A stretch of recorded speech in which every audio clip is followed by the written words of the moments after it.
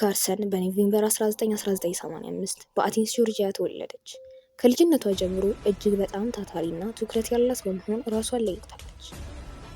በአረጋውያን መንከባከቢያና ጥቃት ለደረሰባቸው ታዳጊዎች መጠለያ ውስጥ በፈቃደኝነትም አገልግላለች። የኮንግረስ አጋዥ መሆኗ ሰርታለች። ይህ ሁሉ ገና ተማሪ እያለች ነበር። በክብር ከተመረቀች በኋላ ኢቭ የኖርዝ ካሮላይና ዩኒቨርሲቲ ተቀላቀለች። በዚያም በፖለቲካ ሳይንስ እና ባዮሎጂ የድርብ ሜጀር ትምህርቷንም ተከታትላለች። የላቀ የትምህርት ውጤቷ ስኮላርሺፕ እንድታገኝም አስችሏታል። እንዲሁም በተለያዩ ተማሪዎች ማህበራት ውስጥ ትላልቅ ሚናዎችን በመውሰድ በካምፓስ ውስጥ እንደ መሪ በፍጥነት አደገች። በዚህም አላቆመችም። ኢቭ የበጎ አድራጎት ስራዎችን የቀጠለች ሲሆን በአንደኛ ደረጃ ትምህርት ቤት ውስጥ ሳይንስን አስተምራለች። በተጨማሪም በፈቃደኝነት ስራዎች ወደ ውጭ ሀገራት ተጉዛለች። ክረምቱን በኢኳዶር ዶክተሮችን በማገዝ ለ6 ወራት በኩባ በማጥናትና በግብጽ የምርምር ቡድን በመቀላቀልም አሳልፋለች። ያለ ጥርጥር ኢቭ በዩኒቨርሲቲ ውስጥ ካሉት እጅግ የላቁ ተማሪዎች አንዷ ነበረች። ለወደፊት ህይወቷ ትልልቅ ግቦች ነበሯትና ወደ እነሱም በጽናት እየገሰገሰች ነበር።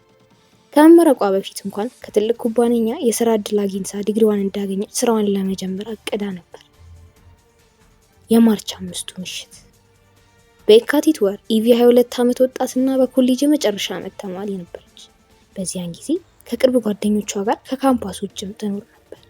ማርች 5 ምሽት ከሌሊቱ 7:30 ገደማ አብሯት የሚኖሩት ጓደኞቿ ወደ ድግስ ለመሄድ እየተዘጋጁ ነበር። ኢቭ አብራቸው እንድትሄድም ጋበዟት። እሷ ግን ፈቃደኛ አልሆነች። በምትኩ እቤት ውስጥ ለመቆየትና ለቀጣይ ትምህርቶቿ ለማጥናትም መረጠች። ጓደኞቿ ያለሷ የሄዱ ሲሆን እስከ ንጋቱ 10:30 ገደማ ድረስም አልተመለሱ። ጓደኞቿ ወደ ቤት ሲመለሱ የሆነ ችግር እንዳለ ወዲያውኑ ተሰማቸው። የፊተኛው በር ወለል ብሎ ተከፍቶ ነበር እና የውስጥ መብራቶች አሁንም በርተው ነበር። ሆኖም ኢቭ የትም አልነበረች፣ መኪናዋም አልነበረ። ነገሩ አልተገጣጠመም። ኢቭ በእኩለ ሌሊት ለምን ትወጣለች? ደግሞስ በሩን ለምን እንዲከፍት ትተዋለች? ሊደውሉላት ሞከሩ፣ ነገር ግን ስልኳን አታነሳም። አሁንም የሆነ ያልተጠበቀ ነገር አጋጥሟት በድንገት መውጣት እንዳለባት ተስፋ በማድረግ እንደምትመለስ ጠበቋት። ነገር ግን በማግስቱ ኢቭ አሁንም ጠፍታ ነበር። ያኔ ከኢቭ ጓደኞች አንዷ ፖሊስን ለማነጋገር እና መጥፋቷን ሪፖርት ለማድረግ ወሰነች። ዝርዝሩን ከሰሙ በኋላ መርማሪዎቹ የሚያስደነግጥ ነገር አካፈሉ። በማለዳው የማንነቷ እስካሁን ያልታወቀ አንዲት ወጣት አስክሬን አግኝተው ነበር። የሟቿን ፎቶ ለጓደኛዋ አሳዩት። እሷም ወዲያውኑ ኢቭ መሆኗን አረጋገጠች። ከሌሊቱ 11 ሰዓት ገደማ ኢቭ ከጠፋች ብዙም ሳይቆይ ከኢቭ ቤት 1 ማይል ርቃ የምትኖር ሴት ፖሊስ ስልክ ደርሶት ነበር። ተደጋጋሚ የተኩስና የሚያስፈራ የጩኸት ድምፅ ከእንቅልፏ አባኗት ነበር። ደንግጣና ምን እየተፈጠረ እንዳለ ግራ በመጋባት ለባለስልጣኖቹ ደወለች። መኮንኖቹ ሲደርሱ አንዲት ወጣት ሴት መሬት ላይ ወድቃ አገኟት። መታወቂያ የለም፣ ስልክ የለም፣ ማንነቷን ለማወቅ የሚረዳ ምንም ነገር አልነበረም። በዚያን ጊዜ ሊያረጋግጡ የቻሉት ብቸኛው ነገር በተደጋጋሚ ጥይት እንደተመታች ብቻ ነበር። የኢቭ ጓደኛ ማንነቷን ካረጋገጠች በኋላ መርማሪዎች አብረዋት የሚኖሩትን አነጋግረው ግምታዊ የጊዜ ሰሌዳ አወጡ። መኪናዋ ስለጠፋ መርማሪዎች የዘረፋ ወንጀል ሊሆን እንደሚችል መጠራጠር ጀመሩ። ክፍሏ ሲፈተሽ የኪስ ቦርሳዋና የባንክ ካርዶቿ መጥፋታቸው ሲረጋገጥና በአስክሬኗ አቅራቢያም ሳይገኙ ሲቀሩ የግምት ክብደት አለ። የሕክምና መርማሪዎች የጾታዊ ጥቃት ምልክቶች እንደሌሉ አረጋግጠው፣ ይህም ወንጀሉ ለዚህ ዓላማ እንዳልተፈጸመ አመላከተ። የስልክ መዝገቦቿን ሲፈትሹ ፖሊሶች የመጨረሻው የስልክ ሞገድ ከከተማ ውጭ ባለ አውራ ጎዳና አቅራቢያ ካለ የሞባይል ማማ እንደመጣ አዩ። ነገር ግን ስልኩ ራሱ በፍጹም አልተገኘም። ገዳዩ ጫካ ውስጥ የሆነ ቦታ የጣለው ይመስል ነበር። ከዚያም መርማሪዎቹ የመጀመሪያውን ጉልህ ፍንጭ አገኙ። ከኢቭ መኪና ጋር የሚመሳሰል መኪና ከቤቷ ጥቂት ማይሎች ርቆ ተጥሎ ተገኘ። ባለስልጣናት ለጣት አሻራና ለዲኤንኤ ምርመራ መኪናውን ወዲያውኑ ወደ ፎረንሲክ ላኩ። በዚህ መሃል ተማሪዎች ሌላ አስፈላጊ ግኝት አገኙ። የፎረንሲክ ባለሙያዎች ኢቭ ለጥናት ተጠቀምበት የነበረውን ኮምፒውተር መርምረው እስከ ሌሊቱ 9:30 ድረስ ሲሰራበት እንደነበርም አረጋገጡ። ይህ የሚያሳየው ጓደኞቿ ወደ ድግስ ከሄዱ በኋላ ቢያንስ ለ2 ሰዓታት ቤት ውስጥ እንደነበረች። አስክሬኗ የተገኘበት 1 ማይል ርቀት ላይ የደረሰችው ከዚህ ጊዜ በኋላ ነበር። በዚያን ጊዜ የኢቭ መገደል ዜና በመላው ከተማ ተሰራጭቶ የኮሌጅ ካምፓሷን በድንጋጤ ውስጥ ጥሎት ነበር። ሁሉም ማለት ይቻላል ያውቃታል። በሁሉም ዋና ዋና የተማሪዎች ማህበራት ውስጥ በጥልቀት ትሳተፍ ነበር። ማህበረሰቡ የእሷን ማለፍ ማመን አልቻለም። ከሀዘኑ ጋር አብሮ እየጨመረ የመጣ የፍርሃት ስሜትም ነበር። ሰዎች ለራሳቸው ደህንነት መስጋት ጀመሩ እና ከፖሊስ ጠንካራ ፍንጮች አለመኖራቸው ጭንቀታቸውን አባባሱ። በዚህም የተነሳ መርማሪዎች በጥቆማዎች ተጠለቀለቁ። ተማሪዎች ምርመራውን ለመርዳት በማሰብ ማንኛውንም አጠራጣሪ ነገር ሪፖርት አደረጉ።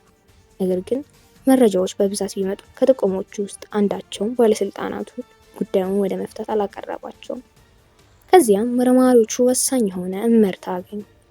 ገዳዩ የኢቭን የባንክ ካርዶች፣ የወሰደ ስለሚመስል ፖሊስ የባንክ መዝገቦቹን መረመረ እና ያገኙት ነገር ትልቅ ትርጉም ነበር። ኢቭ የመጨረሻ ኮምፒውተሯን ከተጠቀመች ከ18 ደቂቃዎች በኋላ አንድ ሰው በሁለት የተለያዩ ግብይቶች ከሂሳቧ $700 አውጥቶ ነበር። የዕለታዊ ጣሪያ ገደብ ስለነበረው ተጨማሪ ገንዘብ ለማውጣት የተደረጉ ሙከራዎችም ተከልክለው ነበር። ጥቅም ላይ የዋለው ኢቲኤም በከተማው ሩቅ ጥግ በሚገኝ የገበያ ማዕከል አቅራቢያም ነበር። መርማሪዎቹ ወዲያውኑ የደህንነት ካሜራ ቪዲዮውን ጠየቁ። እናም እንደ ተስፋ አድርገውት ግልጽ ምስል አገኙ። ቪዲዮ አንድ ሰው በኢቭ መኪና ውስጥ ተቀምጦ ካርዷን በኢቲኤም ሲጠቀም አሳይቷል። በኋለኛው ወንበር ላይ ሌላ ሰው ያለ ይመስል ነበር። ይህ ሁኔታ እስከ ማርች 7 ድረስ የቀጠለ ሲሆን ባለስልጣናት ገንዘብ ለማውጣት ስለተሞከረ ሌላ ጥቆማ ደረሳቸው።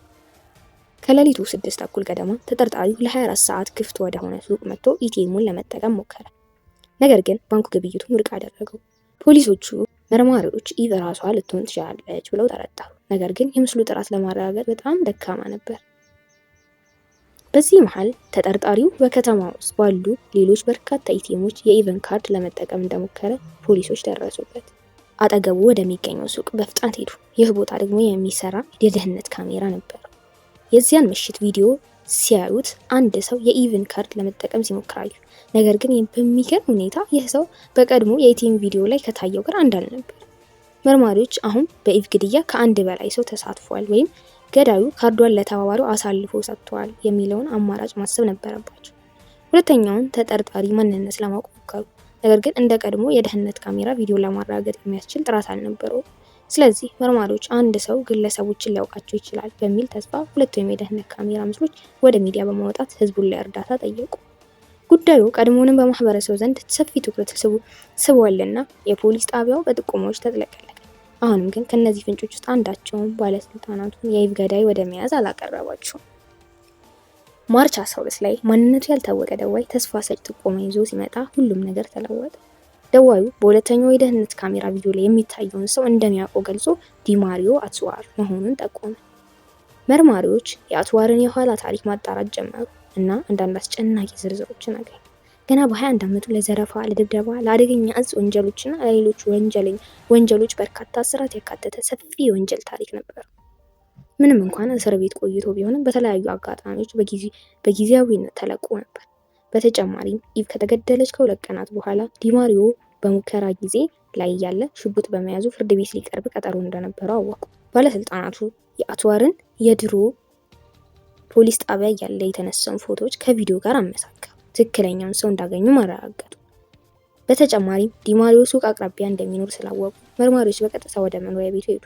በምርመራ ወቅት ዲማሪዮ በግድያው ውስጥ ምንም አይነት ተሳትፎ እንደሌለው አስተባበለ። ነገር ግን የደህንነት ካሜራው ቪዲዮ በቁጥጥር ስር ለማዋል በቂ ምክንያት ሰጥቷል። ምርመራው ሲቀጥል ፖሊስ ዲማሪዮ ከ17 ዓመቱ ሎረንስ ሎዊቴ ጋር በተደጋጋሚ ይገናኝ እንደነበር ደረሰበት። ሎረንስ በለጋ እድሜው የራሱ የወንጀል ሪከርድ ነበረው። መርማሪዎች የሎረንስን የፖሊስ ፎቶዎች ሲገመግሙ በመጀመሪያው የኢቲኤም ቪዲዮ ላይ የኢቭን መኪና ሲነዳ የነበረው ሰው መሆኑን ወዲያውኑ አወቁ። ሆኖም እንደ ዲማሪዮ ሳይሆን ሎረንስ ላለመያዝ ታገለ። በቤት ውስጥ ተዘግቶ በመቀመጥ ልዩ የፖሊስ ኃይል ስዋት እንዲጠሩ አስገደዳቸው። ፖሊሶቹ በመጨረሻ በቁጥጥር ስር ሲያውሉት ሎረንስን በተመሳሳይ ምንም አይነት ተሳትፎ እንደሌለው አስተባበለ። ሁለቱም ተጠርጣሪዎች ክስ ተመስርቶባቸው ፍርድ እስኪያገኙ ድረስ በእስር ቤት ቆዩ። የአትዋር የስምምነት ድርድር ሁለቱም ለመተባበር ፈቃደኛ ባለመሆናቸው መርማሪዎች በሌሎች መንገዶች ጉዳያቸውን ለመፍታት ሞከሩ። የሞባይል ስልክ መረጃ አንድ ነገር አሳየ። የኢቭ ግድያ በተፈጸመበት ምሽት ምንም እንኳን በሌላ ከተማ የሚኖሩ ቢሆንም የሁለቱም ተጠርጣሪዎች ስልኮች ከእሷ ሰፈር አቅራቢያ ካለ የሞባይል ማማ ጋር ተገናኝተው ነበር። መርማሪዎች ዲማሪዮ እና ሎረንስ ኢቭን በአጋጣሚ እንዳነጣጠሩባት በቀላሉ የሚዘርፉትን ሰው ሲፈልጉና እኩለ ሌሊት ላይ ብቻዋን እቤት መሆኗን እንዳስተዋሉ ተረዳው። በኢቲኤም የገንዘብ ወጪዎች ላይ በመመርኮዝ ካርዷን የሰጠችባቸው በርካታ ቦታዎች አብራቸው እንድትሄድ እንዳስገድዳት ታይቷል። $700 የዕለታዊ የገንዘብ ወጪ ጣሪያ ላይ ከደረሱ በኋላ በከተማው ዳርቻ ወደሚገኝ ጫካ ወጥተው በመጨረሻም ገደሏት። የወንጀሉን አሰቃቂነት ከግምት ውስጥ በማስገባት አቃቢ ሕግ በዲማሪዮ ላይ የሞት ቅጣት ለመጠየቅ እንዳቀዱ አስታወቀ። የሎረንስ ሁኔታ ግን የተወሳሰበ ነበር። ሎረንስ ለአካለ መጠን ያልደረሰ መሆኑ ሊገጥመው የሚችለው ከባድ ቅጣት የእድሜ ልክ እስራት ነበር። አቃቢ ሕጉ መረጃው ብቻውን ጥፋተኝነታቸውን ለማረጋገጥ በቂ ላይሆን እንደሚችል በመገንዘብ ለዲማሪዮ ስሌት ውስጥ የገባ አቅርቦት አቀረቡለት። የሞት ቅጣቱን ለማንሳት ሲባል ጥፋተኛ ነኝ ብሎ እንዲያምን። የአትዋር ኑዛዜና የፍርድ ውሳኔ ዲማሪዮ ስምምነቱን ተቀብሎ እርሱና ሎረንስ በዚያ ምሽት ዘረፋ ፈጽመው ፈጣን ገንዘብ ለማግኘት አቅደው እንደወጡ አምኖ ተናገረ። ዲማሪዮ ስምምነቱን ተቀብሎ እርሱና ሎረንስ በዚያ ምሽት ዘረፋ ፈጽሞ ገንዘብ ለማግኘት አቅደው እንደወጡ አምኖ ተናገረ። ሎረንስ ደውሎለት በዩኒቨርሲቲው ካምፓስ ውስጥ ያለን ሰው ኢላማ እንዲያደርጉ እንደጠቆመውም ተናግሯል። በሰፈር ውስጥ እያሽከረከሩ ሳለ ኢቭን በቤቷ መስኮት አዩት። ያኔም ወደ ድርጊቱ ገቡ። ሽጉጣቸውን ታጥቀው ሰብረው በመግባት ወደ ራሷ መኪና አስገደዷት። ከዚያም በተቻለ መጠን ብዙ ገንዘብ ለማውጣት በሞከር ወደ ተለያዩ ቲሞች አሽከረከሩ። በዚያ ሁሉ አሰቃቂ ውስጥ ኢቭ ምንም ቃል እንደማትናገር ቃል እየገባች እንዲለቋት ተማጸነች። እሷ ወደ ቤቷ መግባት ብቻ ነበር የፈለገችው፣ ግን እነሱ የተለየ እቅድ ነበራቸው። እንደ ዲማሪዮ ገለጻ ፊታቸውን ለመደበቅ ሞክረው ባያውቁም እሷ ግን ፊታቸውን ስላየች ሊገሏት ወሰኑ። በመጨረሻም ሰው ወደ ሌለበት መንገድ ወስደው በሁለት ሽጉጦች ደጋግመው ተኮሱ። ዲማሪዮ እጅግ ልብ የሚሰብር ነገርን አጋብቷል። ከመግደላቸው ጥቂት ቀደም ብሎ ኢቭ አብረዋት እንዲጸልዩ ጠይቃቸው ነበር። እነሱ ግን ምንም አይነት ርህራሄ ከማሳየት ይልቅ በአሰቃቂ ሁኔታ ተኩሰው ገደሉት። በሚያዝያ ወር 2010 ግድያው ከተፈጸመ ከ2 ዓመታት በኋላ ዲማሪዮ ጥፋተኛ ሆኖ ተገኘ። ባደረገው ስምምነት መሰረት ዳኛው ከመቀጣት ይልቅ የእድሜ ልክ እስራትና ተጨማሪ 30 ዓመታት ፈረዱበት። ከፍርዱ በኋላ ዲማሪዮ ኢቭ ወላጆች ዞሮ ላደረገው ድርጊት ይቅርታ ጠየቀና የተሰጠው ቅጣት እንደሚገባው አምኖ ተቀበለ። በዚህ መሃል ሎረንስ ጥፋተኛ ነኝ ለማለት ፈቃደኛ አልሆነም እና ክሱ በታህሳስ 2011 ተጀመረ። ጠበቃው ንጹህ መሆኑን ለማረጋገጥ ቢሞክርም የዲማሪዮ ኑዛዜና ከባድ መረጃዎች ሎረንስ ጥፋተኛ ሆኖ እንዲገኝና የእድሜ ልክ እስራት እንዲፈረድበት አደረገው። የኢቭ ጉዳይ ብሔራዊ ትኩረትን ከመሳብ ባለፈ ትርጉም ያለው ለውጥ አምጥቷል። በየካቲት ወር 2009 የኢቭ የቅርብ ጓደኛ በአሜሪካ አይዶል የመጨረሻ ተወዳዳሪ ነበር። መድረክ ላይ እያቀነቀነ ሳለ የኢቭ ሞት እድሉን እንዲሞክርና ኦዲሽን እንዲያደርግ እንዴት እንዳነሳሳው አጋርቷል። ያለ ኢቭ ህልሙን ለመከታተል የሚያስችል ድፍረት ወይም ቁርጠኝነት ማግኘት እንደማይችልም ገልጸው ነበር። ይህ ጉዳይ አስገራሚ ሆኖ ካገኛችሁት ቪዲዮን ላይክ ማድረግና ቻናሉን ሰብስክራይብ ማድረግ አትዘንጉ። በየምሽቱ የወንጀል ጉዳዮች ቪዲዮችን እንለቃለን። እስከምንገናኝ ድረስ ቻው።